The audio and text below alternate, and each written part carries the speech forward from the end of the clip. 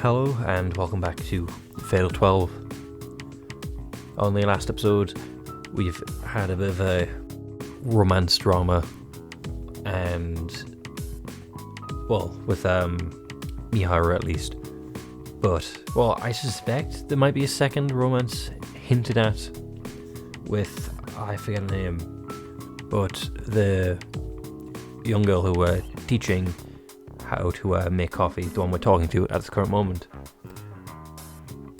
I mean, that's been hinted at, but the main subject, besides obviously the teaching, is it worth doing anything? Because if we lose, everything gets undone. It's like we never taught them anything. But if we didn't do anything anyway, and we still lost, and we won then we've done nothing anyway. So basically, we just need to see where this goes. I desperately hold myself back from saying anything I'll regret. I'm far worse at lying than I thought, judging by how I keep apologizing and evading the question. Her head is cast downwards, and her eyes are glancing up at me. The tears in her eyes are a lot more obvious than before. Is it my fault that she's crying? Technically yes, and technically no.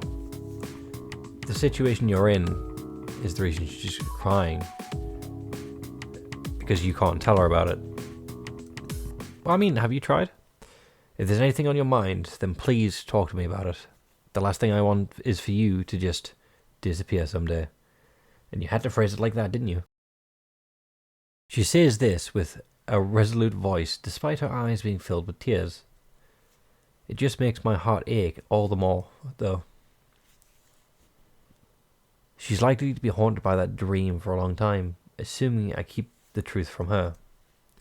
And yet telling her won't change the fact that I'm a participant. I'd say tell her, because even if we lose, she'll forget that we told her. And it won't really matter anyway, so I say tell her and hope we win. Because again, losing has no consequences, I guess. If you intend to lose, to be fair, if you intend to lose, you could literally go on a killing spree, because it'll be undone as soon as you die. You could turn into a psychopath. What's worse, I may even get her caught up in something dangerous if she decides she wants to try and help me out. That's a good point, because we don't know if the participants are allowed outside help to recruit information. Though I would imagine if, for example, Roe, who owned a big company, if he used all of the company's expenses and all that to gather information, would that not count as cheating? Because obviously we're all people of different ages and backgrounds and stuff like that, different occupations. So it's already not an even start. I mean, to be fair, we know, from two different perspectives, we know someone else in the game. So that's already a disadvantage for some. Some might say is an advantage, but you know. So anyway, yeah. I can't say for sure how dangerous this whole situation is, but at the very least, I want to make sure she never comes into contact with those people from the dream world. Then she has to not die. Most of all, I'd have to reveal the fact that Miharu also is a participant, and only one of us will make it through the whole thing alive. Well, here's the thing though, right? If you tell Naomi that Miharu is a participant, then wouldn't she still remember Miharu after she's eliminated? I would imagine that's the best way to try and keep a friend alive, is through the memories that you're associated with. He burning in the dark would mean I don't burden her with my situation. Actually, there's something I need to tell you too. This might worry you even more. In fact, you may not even believe me.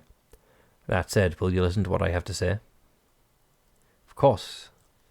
She answers without hesitation. Just as I'm about to start my explanation, the chime at the door rings. Sorry, can we stop until tomorrow? Do you mind if I wait until you close for the night? I'd hate to keep you here that long. Besides, I think it's better if we take a breather. Don't worry, I promise to tell you everything after school. Tomorrow. It's phrasing it like we're not going to see you tomorrow. We're not going to get the chance. Okay. She nods enthusiastically and then helps put the tableware away. She leaves as I get back to work. Meanwhile, I try and focus on my work as much as possible to distract myself from my own uneasiness. Okay, I thought we were going to touch perspectives. Good morning. Good morning. Miharu is already here when I got to school. She gives me her usual smile before she continues. Okay, we just skipped the entire school day. Rinka? Naomi comes running over from the gate. Yeah, running over to me from the gate. Oops. Oh. She almost trips in her haste, but she manages to catch herself. She seems like she's just as clumsy as ever when she lets her guard down. She's been waiting for me at the school gate, just like she said she would yesterday. There's little point in her coming all the way over to my classroom anyway, considering it's a big detour. Big detour for her. Sorry for the wait. Mind if I go somewhere else to talk? There's a nice place near Lionhouse. We're not going to Lionhouse today, then? The fact that it's not the Lionhouse is throwing me off a little. No, the weather's nice today, so might as well be outside. Okay. Following that, we both make our way to the station.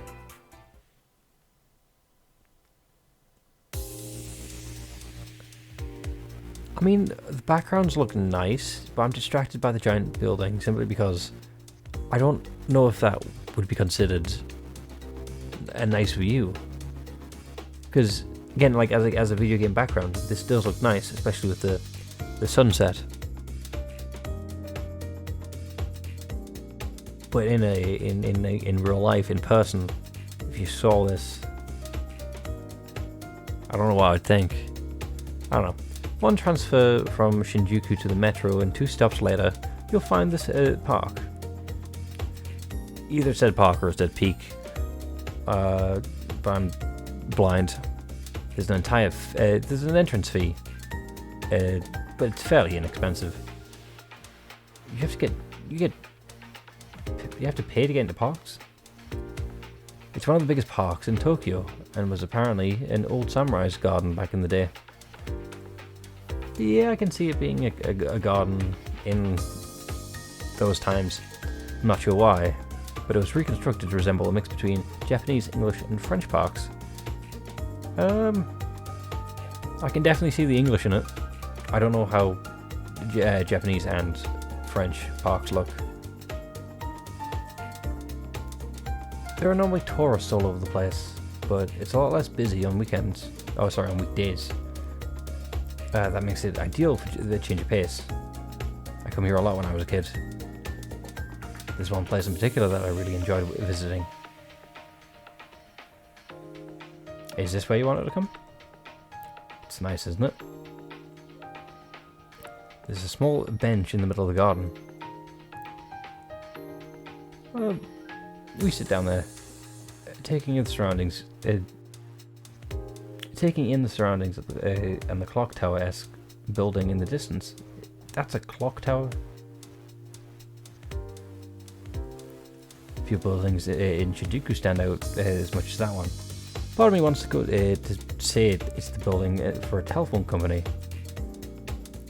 The sound of the greenery whispering in the wind is nice and relaxing. An odd sensation washes over me out of nowhere. Makes me wonder whether or not I've actually been here before.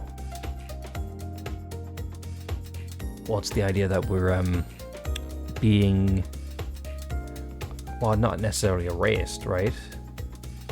But I'm sure of it. I know I've been here plenty of times as a kid. Yeah, something's going on with time, I guess. Take a deep breath and get ready to tell about the divine selection. So where do I even begin? Guess it doesn't matter when. Oh yeah, sorry. I guess it doesn't matter when, it'll sound like I'm making it all up anyway.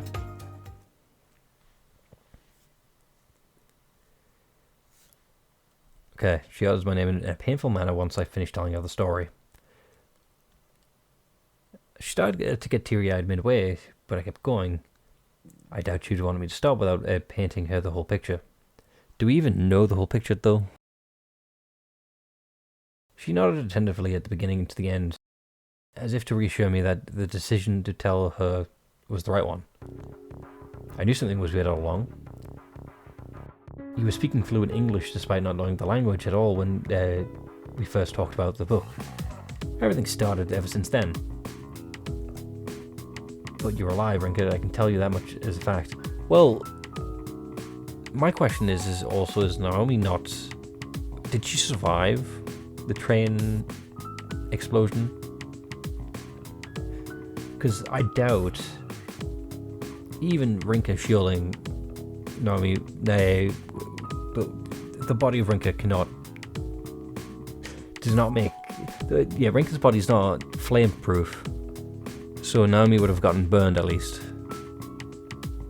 Yeah, at the very least, yeah. Saying that, she takes my hands in hers. The surface of her hand is cool, but I can feel the warmth underneath. There's no doubt the same goes for me. The warmth serves as proof that I'm alive. For now. There's always a for now. Yeah, I know, but... Well, it seems like that shouldn't be the case. My question is still focused on if Naomi's alive or not, or did she survive it? Because, yeah, right. Like, if Rinka disappears, would Naomi suddenly get scars? Because that would be a shock to Miharu, I think. I'm sorry for saying what I did without understanding the situation you're in. Is this referring to the "you might disappear one day" thing? Because that choice of words. Not like I would expect you to, considering I never mentioned it. She doesn't doubt what I have to say for a second. Chances are that my cause of death lines up with her dream so much that she had no choice but to believe it. It gives her an answer as to why she's having that dream too. Although, it does nothing to resolve the situation at hand. Not only are you in this situation, but Miharu as well. I wasn't sure whether or not I should tell her about Miharu, but I decided to do so in the end. On one hand, there's no point in trying to keep certain things to myself. On the other hand, I simply gave it in my desire to lighten my own burdens. What's more, she said she's prepared. She's referring to Mihiru's statement regarding her own participation. That means she's willing to give her life for mine. I doubt it. I think at one point she's going to take our life. If this game has multiple endings, then at least one of them, she will kill us. I wouldn't be able to say the same if I were in her shoes. I don't think I would either. I don't have the resources to find people's names. I don't have the motivation to try. I honestly would probably just wait each round. But the issue with that obviously is the more I wait, the more the people get eliminated. The chances are people will find my cards. The same here. I don't want Miharu to die, but I don't want to have it. I don't have it in me to willingly let her make it through. I don't have it to willingly let her make it through either. So, okay, we're saying that we will kill Miharu if we need to be. Not necessarily out of malicious intent, but out of survival instinct. 2 weeks have passed now, and I'm still not sure what I should do. I honestly would wait. I would cross that bridge until you two are the final two left. Maybe until you two are the final three. Because I feel like in a 1v1 we might lose. So you might need to... It might make me sound like a scumbag, but stab her in the back first. Stab them in the back before they can stab you. I don't think you can be blamed for that. Another breeze blows through, catching our hair. It's a surprisingly cool breeze for this time of year. I can see the sunset off in the distance. The mixture of blue and orange in the horizon somehow resembles a wavering heart to me. What? Interesting choice. Miharu, very strong-headed, isn't she? Yeah, she is. She's the complete opposite of me. Are you sure? Because...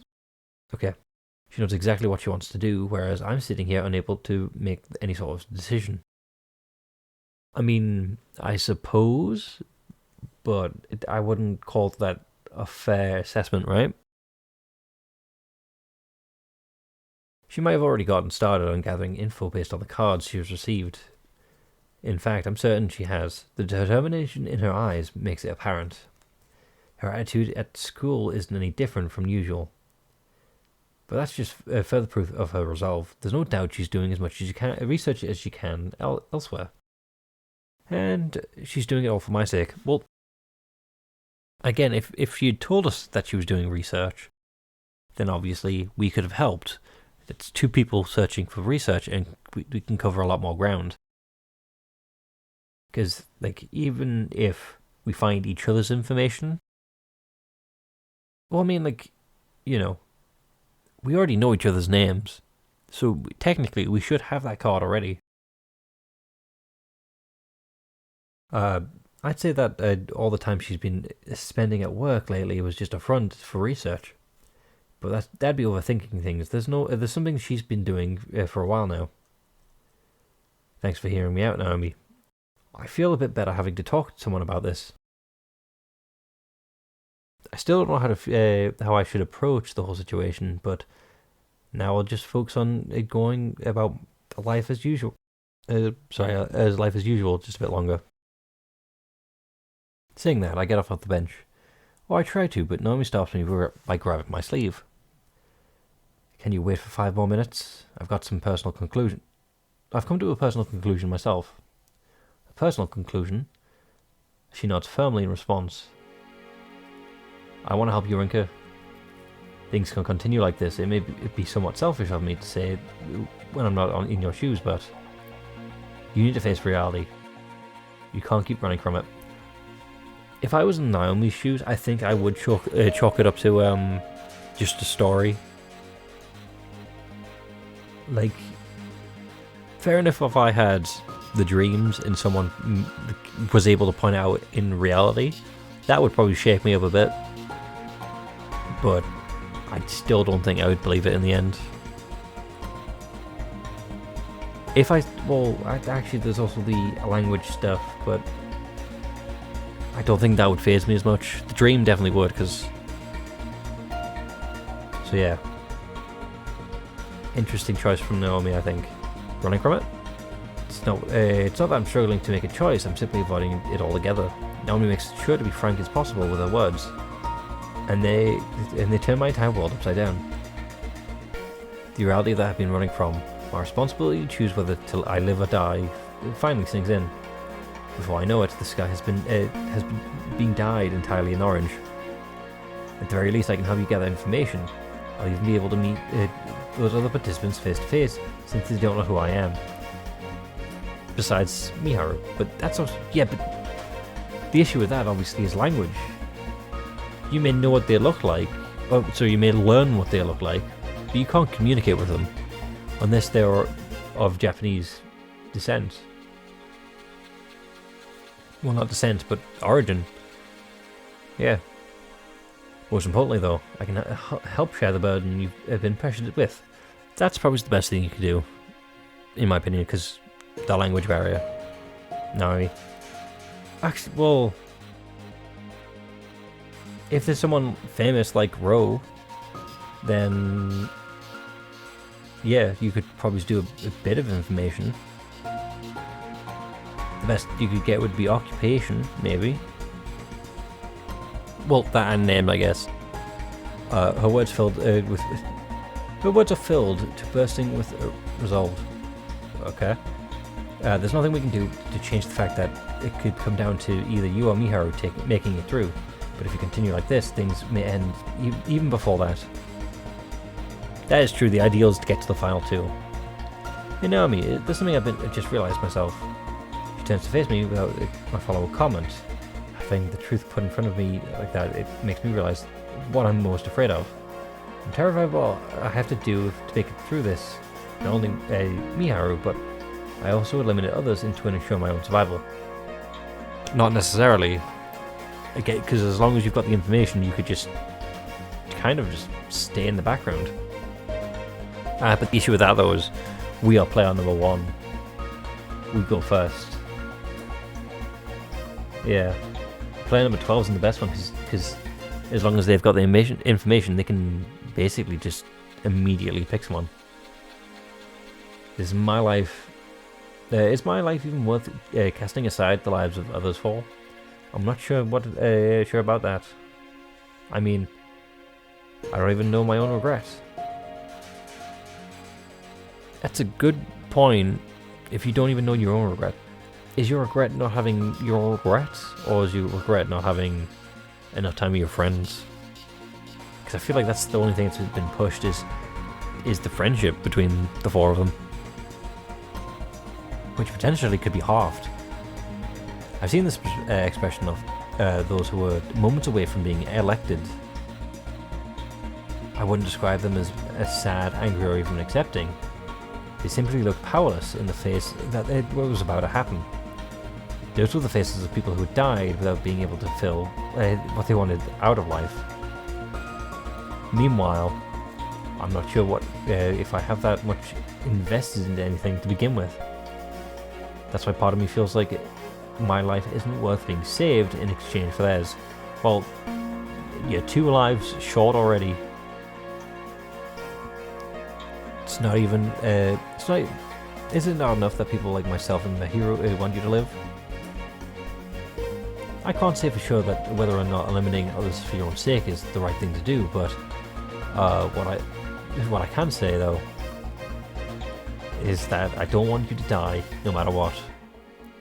If the idea of committing that sin scares you, then at the very least, share half of that responsibility with me. I'm pretty sure you can't kill the other the 10 remaining people left. That's actually a thing. Did it say at some point if Rinka can die? Or is she technically immortal until she's elected? Because no matter what,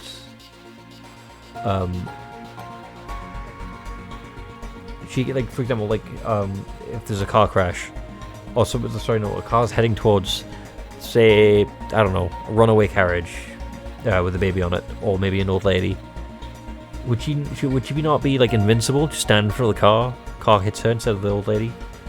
I mean, that might obviously hurt the driver, but the point is that Rinka can't die because she's already technically dead. Yeah. Naomi, why would you go this far? Why would you go this far for my sake? Before everything was undone, you chose to prioritize my life over your own.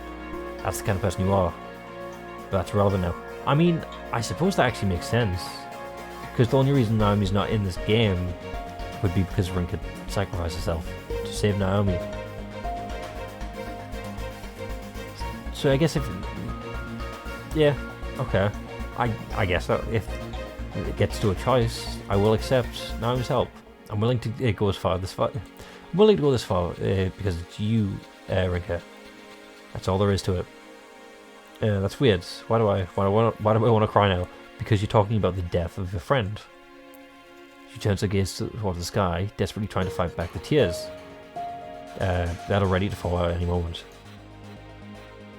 It's a weird time to have a thought like this, but I can't help but consider just how very vast the sky truly is. Naomi has nothing but praise for the coffee I make. She makes me realize that I'm avoiding reality. That and the number of other important things. Promise me you won't do anything dangerous.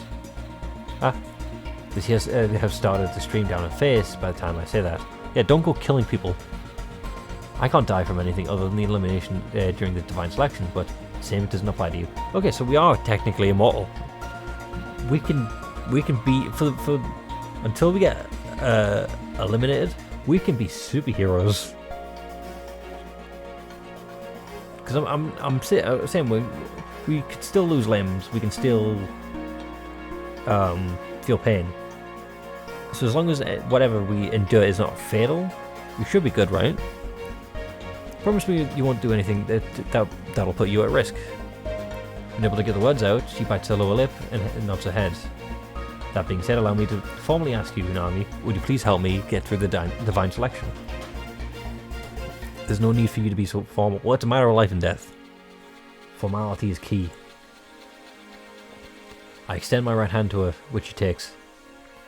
Her nervousness melts away at the beaming smile she gives afterwards. Her tear-stained cheeks serve as a nice contrast to that. You really are a crybaby, aren't you? And you could do with some, and you could do with learning when it's okay to cry. No need to tease me. Her tears don't stop flowing, even though she's all smiles. Looks like she's angry, really. Just then, the announcement comes that it is almost time for the park to close for the day.